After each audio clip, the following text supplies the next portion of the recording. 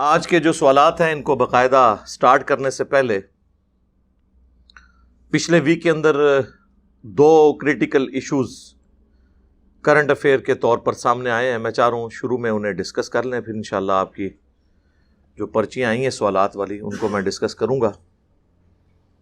ان میں سے پہلی چیز تو میاں چنو کے اندر جو ایک وحشت ناک قسم کا قتل ہوا ہے توہین مذہب کے نام کے اوپر, اور دوسرا ہمارے جو بھائی ہیں اقرار الحسن صاحب, ان کے ساتھ جو کچھ ہوا اس کو بھی میں تھوڑا بہت انشاءاللہ ڈسکس کروں گا. اسی کے ساتھ سیالکوٹ انسیڈنٹ جو ہوا تھا سری لنکن والا, اس کے اوپر میری تفصیلی ویڈیو آئی تھی. اس واقعے کے بعد ہم لوگ یہ ایکسپیکٹ کر رہے تھے کہ ہمارے پرائم منسٹر صاحب نے اس کا نوٹس لے لیا ہے, آئندہ اس طرح کا کوئی واقعہ نہیں ہوگا. لیکن جو ہمارے علماء سو نے اور بعض ریاستی اداروں کی غلط پالیسیز نے پچھلے 40 سال کے اندر بویا تھا, وہ اب شاید ہم اگلے 80 سال تک کاٹتے رہیں. مجھے تو یہ نظر آ رہا ہے, کیونکہ مینٹل ماڈلز ہی بدل چکے ہیں لوگوں کے. ابھی تک گراس روٹ لیول کے اوپر لوگوں کے اندر اتنی ایجوکیشن نہیں آئی. یہ پڑھے لکھے لوگ ہیں جو تھوڑا بہت ٹالریٹ کرتے ہیں. گاؤں ایریا کے لوگوں میں تو بالکل کوئی سینس نہیں ہے اس حوالے سے. وہاں کے جو امام مسجد صاحب ہیں ان کا باقاعدہ آڈیو بیان آ چکا ہے. وہ اس وقت تھانے میں ہی بیٹھے ہوئے تھے تو ان کے بیٹے نے انہیں بتایا. اب گاؤں کے لوگوں کا ذہنی لیول بھی بیچارہ پورا صحیح ہوتا ہے. انہوں نے کہا کہ اسے اسی کمرے میں وہاں بند کر دیتے ہیں تاکہ لوگوں کو نہ پتہ چلے, جب لوگ چلے جائیں گے تو ہم اسے آزاد کروا لیں گے. بھئی وہاں سے اسے غائب کرو. موب کے آگے کمرے کیا کرتے ہیں. اور وہی ہوا کہ پولیس کی موجودگی میں جب سینکڑوں لوگ ٹوٹ پڑے, انہوں نے تالا بھی توڑ دیا اور اسے نکال کے بے دردی کے ساتھ قتل کر دیا. حالانکہ وہاں سب کو یہ پتہ تھا, اکثریت کو, کہ یہ ذہنی توازن اس کا درست نہیں ہے. وہاں پر وہ بعض اوقات بھیک مانگتا نظر آتا تھا اور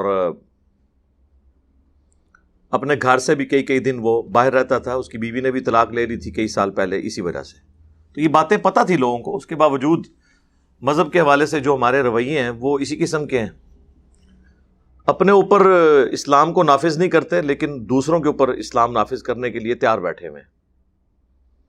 اور پھر ان باتوں کے اوپر کہ جن کے اندر کوئی توہین والا ایلیمنٹ بعض اوقات ہو بھی نہ, تب بھی. مثلا میں اسی کو اب ڈسکس کر لیتا ہوں. قرآن حکیم کو آگ لگانے کے حوالے سے کوئی مسلمان سوچ بھی نہیں سکتا کہ توہین کی نیت سے اسے آگ لگائے. جس کا ذہنی توازن بگڑا ہوا ہے اس کے اوپر تو شریعت کا قلم ہی نہیں ہے.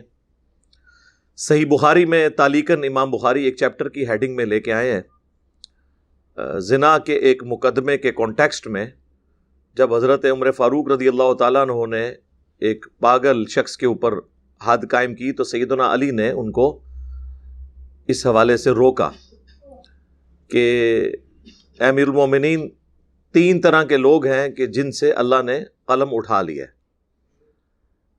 پہلا وہ شخص جو پاگل ہے, جس کا ذہنی توازن درست نہیں, مجنون ہے, بے ہوش ہے جب تک کہ ہوش میں نہ آ جائے. دوسرا سویا ہوا شخص جب تک کہ وہ بیدار نہ ہو جائے. اور تیسرا نابالغ, جسے ابھی اتنی چیزوں کی سمجھ نہیں یہاں تک کہ وہ سمجھدار نہ ہو جائے. امام بخاری تو حضرت علی کے حوالے سے یہ قول لے کر آئے ہیں. اس کی پوری سند اللہ کے محبوب صلی اللہ علیہ وآلہ وسلم کے حوالے سے بھی سنن ابن ماجہ کے اندر موجود ہے انہی الفاظ کے ساتھ. پاگل شخص کے اوپر تو شریعت اس طریقے سے اپنا قلم اٹھا لیتی ہے. دوسرا, ہمارے معاشرے کے اندر قرآن حکیم اگر بوسیدہ ہو جائے, اسے ڈسپوز آف کرنے کے لیے عموماً دریا کے اندر اس کو بہایا جاتا ہے, ڈیمز کے اندر, بعض اوقات قبرستان کے اندر گڑھا کھود کر. لیکن آگ لگانے کا کوئی رواج موجود نہیں ہے. اس کی وجہ یہ ہے کہ یہاں پہ لوگ اسے گستاخی شمار کریں گے. یہ یہاں کے لوگوں کا دینی اور علمی لیول ہے. ایون علماء کا بھی. علماء بھی یہ جرت نہیں کریں گے بتانے کی کہ ڈسپوز آف کرنے کا سب سے آسان طریقہ ہی اس کو آگ لگانا ہے. آگ لگانے کے بعد جب وہ راکھ بن جائے گی تو اس کی بے حرمتی ہوگی نہیں. جب آپ اسے دریا میں بہاتے ہیں تو ابھی آپ جہلم کا دریا یہ بالکل قریب ہے, آپ ابھی بھی اس کو ذرا غور سے دیکھیں تو جیسے ہی پانی کم ہوتا ہے تو دریا کے کنارے وہ سارے کے سارے پیجز قرآن پاک کے آ جاتے ہیں جو کسی زمانے میں لوگوں نے بہائے ہوتے ہیں, کیونکہ پانی کم ہو جاتا ہے تو بے ادبی تو اپنی جگہ قائم رہتی ہے. اسی طریقے سے قبرستان میں بھی آپ نے صفحے دفنائے ہیں, جب تک کہ لانگ پیریڈ آف ٹائم کے لیے وہ دفن نہ رہیں اس وقت تک ڈسپوز آف نہیں ہوں گے. ادھر بھی تو الٹیمیٹلی ڈسپوز آف ہی ہوتے ہیں نا, ظاہر ہے وہ اس کا مٹیریل تو یہی ہوتا ہے, درخت والا ووڈ سے ہی بنا ہوتا ہے یہ جو کاغذ ہے. سب سے آسان اور بے ادبی سے بچانے کا طریقہ ہی اسے آگ لگانا ہے. اس کے ثبوت میں صحیح بخاری میں حدیث موجود ہے جو مشکات کے اندر بھی موجود ہے کہ سیدنا عثمان غنی رضی اللہ تعالیٰ عنہ کے دور میں جب قرات کا اختلاف پیدا ہوا تو امت کو ایک جگہ جوڑنے کے لیے, اختلاف کو ختم کرنے کے لیے قریش کی قرات کے اندر قرآن حکیم کو باقی رکھا گیا, اور جو باقی نسخے جو اوریجنل تھے وہ سیدھا بھی نہیں تھے, غلط بھی نہیں تھے, صرف ان کا جو قرات ہے وہ دوسری آپ سمجھ لیں ڈائلیکٹ کے اندر تھی, اس کو ڈسپوز آف کر دیا گیا آگ لگا کر, تاکہ کوئی اس حوالے سے فتنہ نہ کھڑا کرے. تو یہ تو صحیح بخاری کے اندر موجود ہے. کیا ہمارے علماء یہ بتاتے ہیں کہ قرآن کے پرانے اوراق کو اس طرح ڈسپوز آف کیا جا سکتا ہے؟ وہ تو اسے توہین مذہب سمجھیں گے. تو پھر کیا سیدنا عثمان بن عفان رضی اللہ تعالیٰ عنہ کے اوپر گستاخی کا فتویٰ لگائیں گے؟ تو یہ لوگوں کا علمی لیول ہے. باقی آپ جتنی مرضی قسمیں اٹھا لیں, ان کے سامنے اپنے ایمان کا اظہار کریں, یہ آپ کو اسلام کا سرٹیفکیٹ دینے کے لیے تیار ہی نہیں ہے. اور میں اکثر وہ حدیث بیان کرتا ہوں جو بخاری اور مسلم دونوں میں موجود ہے کہ اسامہ ابن زید رضی اللہ تعالیٰ عنہ نے ایک جنگ کے دوران جب کافر کے ساتھ دو بدو مقابلہ ہوا اور وہ کافر جو تھوڑی دیر پہلے انہیں قتل کرنے پر آمادہ تھا, جب ان کی تلوار کے نیچے آیا تو اس نے کلمہ پڑھا, اس کے باوجود حضرت اسامہ نے اسے قتل کر دیا. لیکن انہیں بعد میں اس بات کا غم تھا کہ یہ مجھ سے مسئلہ مس ہینڈل ہوا ہے. کچھ دنوں کے بعد خود ہی اللہ کے محبوب صلی اللہ علیہ وآلہ وسلم کو انہوں نے عرض کی کہ اس طریقے سے جنگ کے دوران ایسا معاملہ ہوا. تو اللہ کے محبوب صلی اللہ علیہ وآلہ وسلم نے فرمایا کہ اے اسامہ, جب اس نے کلمہ پڑھ لیا تھا تو تم نے اسے کیوں قتل کیا؟ تو انہوں نے عرض کی کہ اے اللہ کے محبوب صلی اللہ علیہ وآلہ وسلم, اس نے ڈر کر کلمہ پڑھا تھا, اور میں بھی ان کی اسیسمنٹ درست ہی ہو, لیکن اللہ کے محبوب صلی اللہ علیہ وآلہ وسلم سخت جلال میں آئے. آپ نے فرمایا اسامہ, کیا تو نے اس کا دل چیر لیا تھا کہ اس نے ڈر کے کلمہ پڑھا ہے؟ اسامہ تو کیا کرے گا جب قیامت کے دن وہ شخص کلمہ پڑھتا ہوا اللہ کے حضور تیرے خلاف مقدمہ قائم کر دے گا؟ اور حضرت اسامہ کہتے ہیں نبی علیہ السلام اس جملے کو رپیٹ کرتے رہے, اسامہ تو کیا کرے گا, اسامہ تو کیا کرے گا, اسامہ تو کیا کرے گا, حتیٰ کہ وہ کہتے ہیں میرے دل میں یہ خواہش پیدا ہوئی کہ آج سے پہلے میں کافر ہوتا اور آج ہی کلمہ پڑھ کر مسلمان ہوتا, کم از کم میرے نامہ اعمال سے یہ گناہ دھل جاتا. اس کی تفصیل میں جانے سے پہلے ایک میں مدنی پھول عرض کروں کہ اگر حضرت اسامہ ابن زید رضی اللہ تعالیٰ عنہ کسی کا دل چیر کر یہ نہیں دیکھ سکتے کہ اس کے دل کے اندر کیا ہے, تو بابے تے شاہی کوئی نہیں, لے جاؤ اپنے بابے, دب دیتے نے. میں ہونا تو چاہیے تھا کہ اسامہ ابن زید کہتے یا رسول اللہ, آپ کا جو ادنا صحابی ہے نا واشی, جو اینڈ پہ مسلمان ہوا ہے معافیا مانگ کے, اس کے گھوڑے کے قدموں کی خاک جو اس کے گھوڑے کے نتھروں میں بیٹھتی ہے, اس کو کوئی غوث, کتب, ابدال, بڑے سے بڑا ولی نہیں پہنچ سکتا. اور میں تو اسامہ ہوں, آپ کے لاڈلے منہ بولے بیٹے زید ابن حارثہ, جو واحد صحابی جس کا نام قرآن میں آیا, اس کا بیٹا. جس کے بارے میں صحیح بخاری میں حدیث ہے کہ نبی صلی اللہ علیہ وآلہ وسلم زانوں پر ایک طرف حسن ابن علی کو بٹھاتے تھے، دوسری طرف اسامہ ابن زید کو، دونوں پوتوں کے مانے تھے۔ تو اگر آپ کے یہ بعد میں آنے والے چیتے، غوث، کتب، ابدال، وہ لوگوں کا دلوں کا حال جانیں گے اور پوری کائنات کو اس طرح دیکھیں گے جس طرح ہتھیلی پر، جی یا رسول اللہ میں نے دل چیر لیا تھا، اس کے باوجود میں نے جان بوجھ کے مارا ہے، اور اگر یہ ہو جاتا تو حضرت اسامہ سے پھر قصاص لیا جاتا، لیکن اس زمانے میں یہ عقیدے ہوتے ہی نہیں تھے، یہ سب بعد کے لوگوں نے ڈھکوسلے بنائے ہیں۔ بل اس سے یہ پتہ چلا کہ اللہ کے نبی علیہ السلام نے بینیفٹ آف ڈاؤٹ ایک ایسے شخص کو بھی دے دیا جو تلوار کی نوک کے نیچے آ کر آخری وقت میں کلمہ پڑھ لے کہ آپ اسے نہیں مار سکتے، اور آپ کے علماء کے سامنے آپ قسمیں اٹھا کر کہیں کہ میں نے گستاخی نہیں کی، اور بالفرض اگر تمہارے زوم میں کی بھی ہے میں معافی مانگتا ہوں، یہ آپ کی توبہ قبول کرنے کے لیے تیار نہیں ہے۔ اسی لیے میں عرصہ دراز سے چیخ رہا ہوں کہ یہ جو 295C ہے پاکستان کے آئین کے اندر، اس کے اندر ایک شک شامل ہونی چاہیے کہ اگر کوئی شخص جس کے اوپر الزام لگے توہین مذہب کا، اور وہ شخص آ کر پبلکلی معافی مانگ لے، بشرطے کہ جوڈیشری میں یہ ثابت ہو، تو اس کی توبہ قبول ہے۔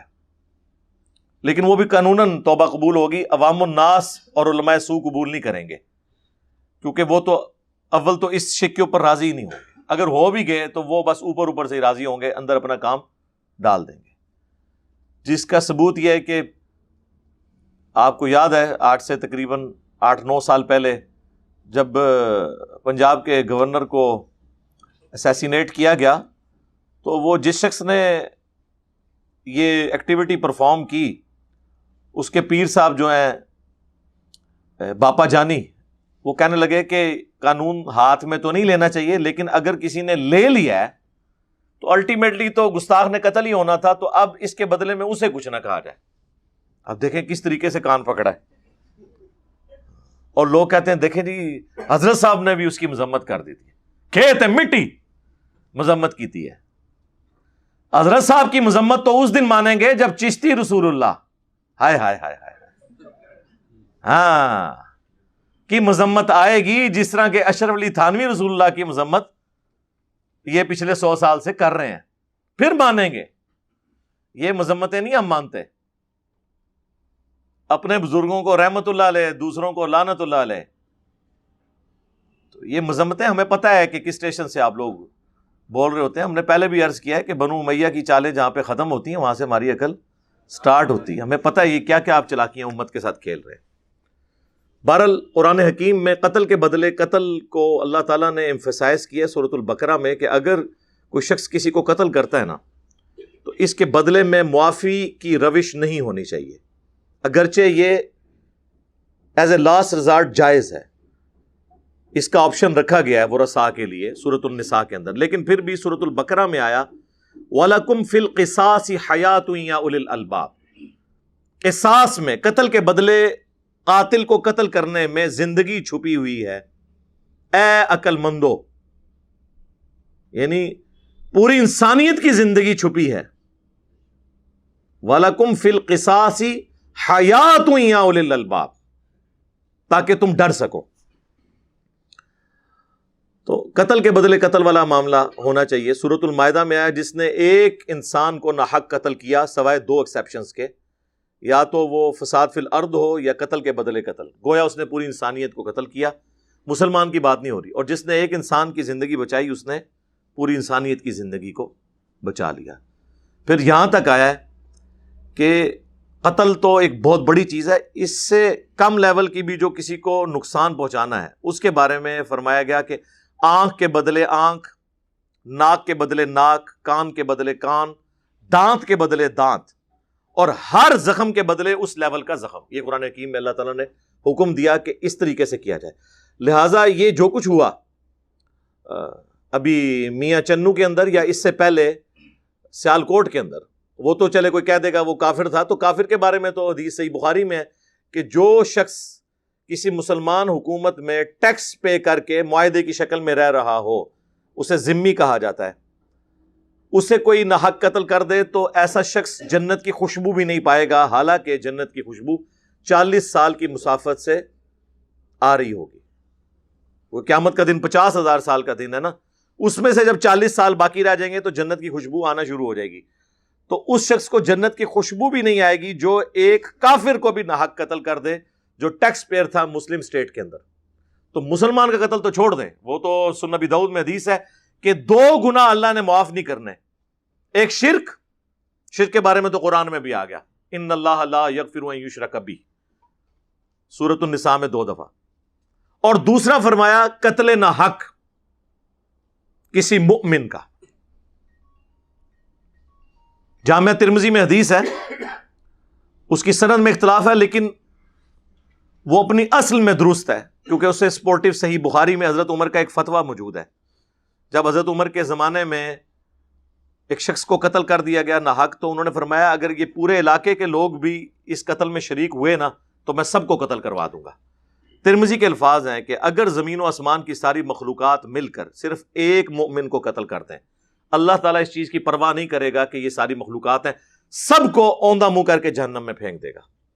جی، ترمذی میں اور ابن ماجہ کے اندر موجود ہے کہ کعبے کی حرمت سے بڑھ کر ایک مؤمن کی حرمت ہے۔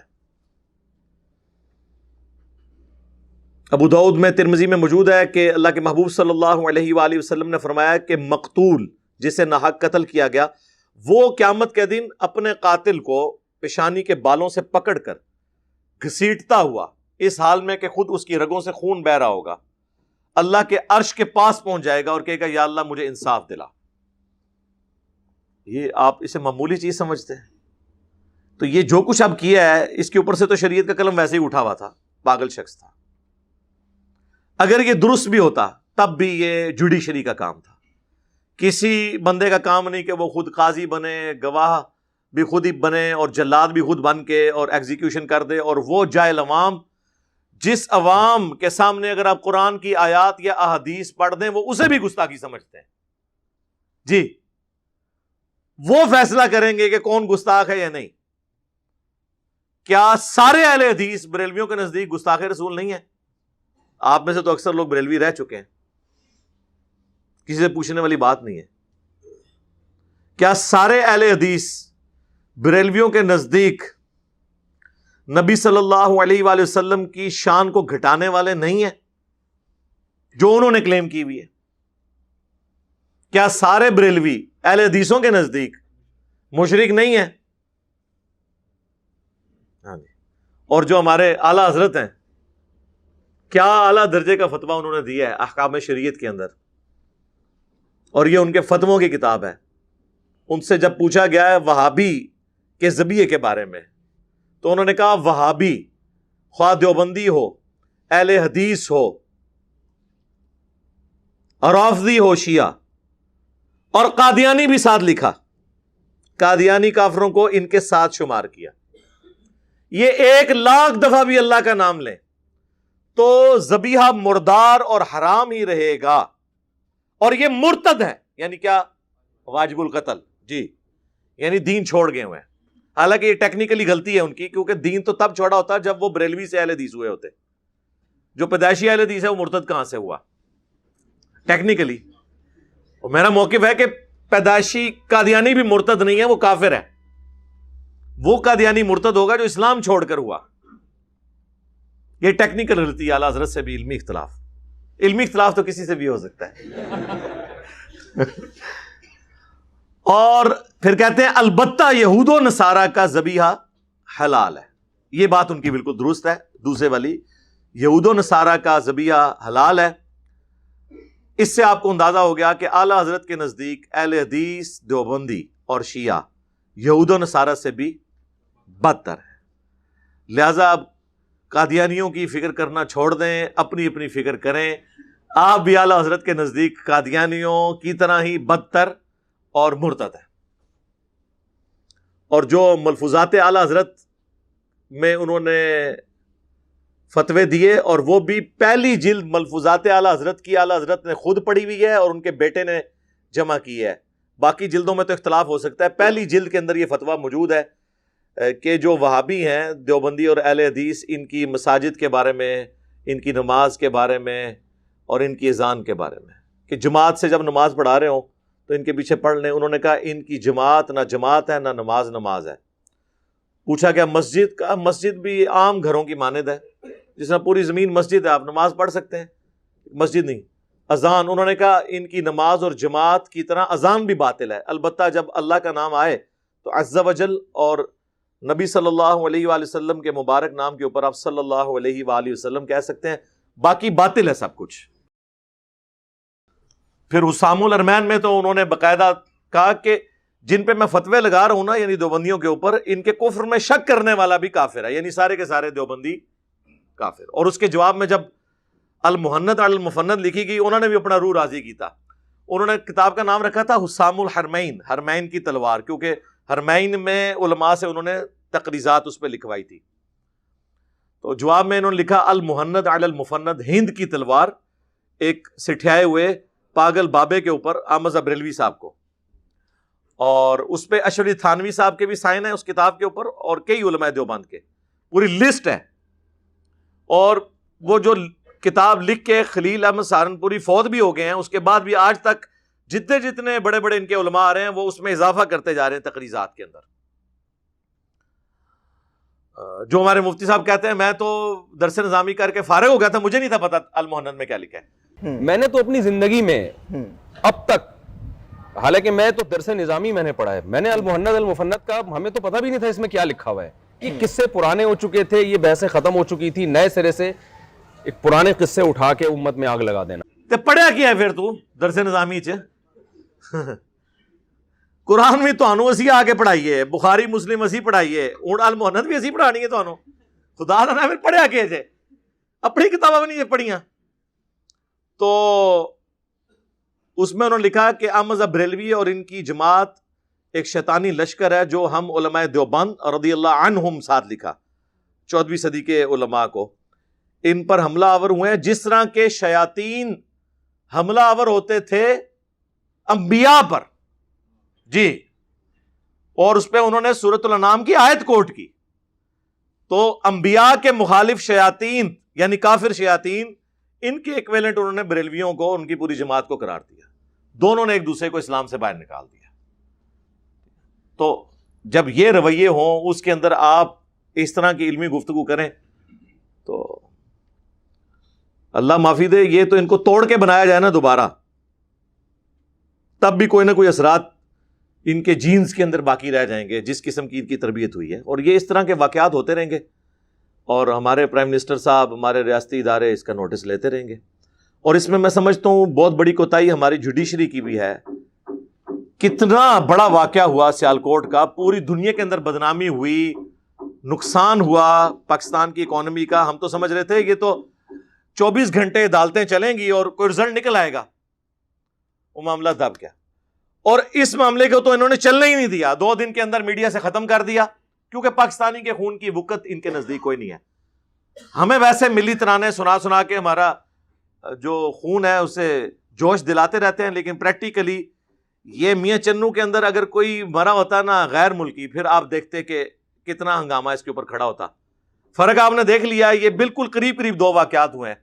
ایک غیر ملکی کے مرنے کے اوپر کیا ایکشن تھا، اور ایک آپ کے پاکستان میں مرنے والا، اور وہ بھی شخص جو پاگل تھا، جس بیچارے کو پتہ ہی نہیں، جس سے شریعت کا قلم اٹھا ہوا تھا، اس کے ساتھ انہوں نے کیا ایٹیچیوڈ. اور وہاں پہ دیکھیں وہ جو اس کو اینٹیں مار رہے ہیں نا، اور اسے جس طریقے سے اس کو انہوں نے لٹکایا، وہ تو ویڈیوز میں منظر دیکھا نہیں جاتا. اور جو گالیاں نکال رہے ہیں عشق رسول کے نام کے اوپر، اتنی موٹی موٹی گالیاں. ظاہر ہے جی، جب آپ کے علماء نے ٹوکوں کے اوپر لبیک یا رسول اللہ لکھا ہو تو اس کا رزلٹ پھر یہی نکلے گا نا. میں اس پہ اکثر کہتا ہوں کہ اب وما ارسلناک الا رحمۃ للعالمین، کہ اے نبی صلی اللہ علیہ وآلہ وسلم، ہم نے آپ کو نہیں بھیجا مگر رحمت بنا کر تمام جہان والوں کے لیے. یہ اب آیت کدھر لکھی جائے گی؟ ٹوکے کے اوپر تو آپ نے لبیک یا رسول اللہ لکھ دیا، اس آیت کی جگہ اب کہاں پہ ہے؟ ظاہر ہے دونوں بالکل اپوزٹ چیزیں. یہ ہمارے رویے جو ہمارے علماء سو نے، ریاستی اداروں کی مس ہینڈلنگ نے اور عوام کی جہالت نے پیدا کیے ہیں، انہوں نے پاکستان کو رہنے کے قابل نہیں چھوڑا، اور پھر کہتے ہیں جی پاکستان کی بدنامی پوری دنیا میں ہوتی ہے۔ کام ہی آپ کے ایسے ہیں، بدنامی کیوں نہیں ہوگی؟ تو ہم پرائم منسٹر صاحب سے ریکویسٹ کریں گے، جوڈیشری سے بھی اور باقی ریاستی اداروں سے، کہ اس واقعے کو منطقی انجام تک پہنچائیں، کیونکہ اب تو ہمیں ڈر لگ رہا ہے، مجھے تو زیادہ ڈر لگ رہا ہے اس حوالے سے کہ ہمارے اسٹوڈنٹس میں سے کسی سے کوئی تنگ ہو، وہ بیچارہ اکیلا مسجد میں بیٹھا قرآن پڑھ رہا ہو، یہ تو اتنے یعنی ناہنجار ہیں کہ امت کے اور دین کے اور ملک کے وسیع تر مفاد میں خود کسی چیز کو آگ لگا کے شور مچا دیں، تو آپ نے تو تحقیق کوئی نہیں کرنی، یہ تو کسی کے ساتھ بھی واقعہ ہو سکتا ہے کل کو، کوئی مشکل کام ہے؟ یہ ایک ٹول دے دیے نا آپ نے کہ اس طریقے سے بھی لوگوں کو مروایا جا سکتا ہے، تو کسی کے ساتھ بھی واقعہ ہو سکتا ہے۔ لہٰذا یہ تو میں کہتا ہوں اب اکیلے مسجد میں بیٹھنا چھوڑ دیں بھائی، سیدھی سی بات ہے، بس وضو کر کے گھر سے نکلیں، اقامت ہو رہی ہو اور آپ جوتیاں اتار رہے ہو تاکہ پبلکلی سامنے ہو، اور پہلا اسلام امام کے پیچھے، دوسرا جوتیوں والی جگہ پہ، اور آپ اتنے مشہور ہو جائیں اس حوالے سے کہ لوگ کہیں کہ اے تے دعا اسلام جوتیاں والی جگہ تے پھیردا ہے، ادھر کام ہی کوئی نہیں مسجد ہی بس۔ اور یہ جو دعوت و تبلیغ کا جوش ہے نا، یہ مسجد میں نہ نکالیں خدا کے لیے، جو کچھ کرنا ہے وہ اپنے گھروں میں ٹی پارٹیز کر کے، افطاریاں کر کے، دوستوں کو بلا کے، اگر مجلس 100 کتابوں کا خدا، بابوں کا خدا دکھانی ہے تو وہ گھر پہ دکھائے، مسجد میں تبلیغ کرنے کی ضرورت نہیں ہے۔ مسجدیں ان کے قلعے بنے ہوئے ہیں، بس اس کو بس اسی لیول تک رکھیں کہ بس نماز پڑھی، اور ویسے بھی سنتیں گھر پڑھنا افضل ہے۔ بخاری مسلم دونوں میں حدیث ہے کہ مرد کی سب سے افضل نماز وہ ہے جو وہ فرض نماز کے علاوہ جو اپنے گھر میں پڑھتا ہے، اور یہاں تک الفاظ ہے کہ بخاری مسلم کے اندر کہ اپنے گھروں کو قبرستان نہ بناؤ، اپنی نفلی نماز کا کچھ حصہ وہاں پر پڑھو، اس کی وجہ سے گھر میں برکت ہوتی ہے۔ ان نفلی نماز سے مراد ادر دین فرض، باقی سنت غیر موقدہ، موقدہ یہ تو علماء نے اس کی تشریح کی ہوئی ہے نا، نمازیں تو دو ہی ہیں، فرض اور نفلی، اور نفل ہی سنت موقدہ ہوتے ہیں جو تاکیدن ہے، نبی الاسلام نے کنٹینیوسلی پڑھے۔ غیر موقدہ یہ وطر بھی نفلی نماز ہے، فرض نماز نہیں ہے۔ تو یہ آپ لوگ اس حوالے سے ہوشیار ہو جائیں۔